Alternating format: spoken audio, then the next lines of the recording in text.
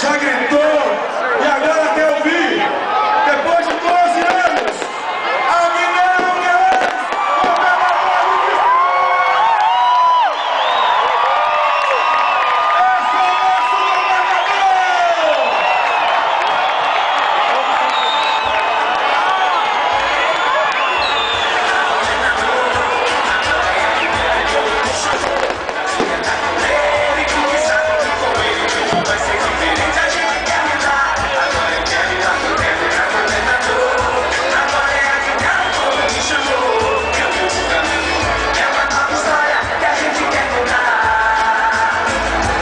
governador do distrito. Esse é o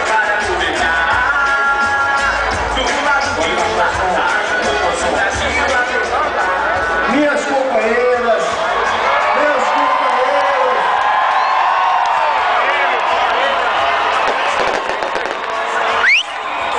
a primeira palavra é a palavra de agradecimento a essa militância combativa, é ao povo do Distrito Federal que confiou na gente.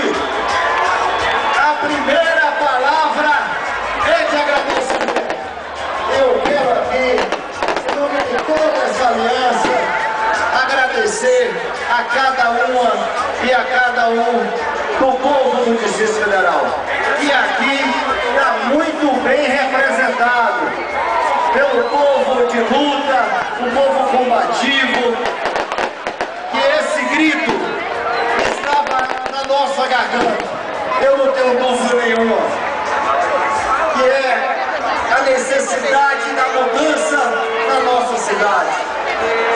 O Distrito Federal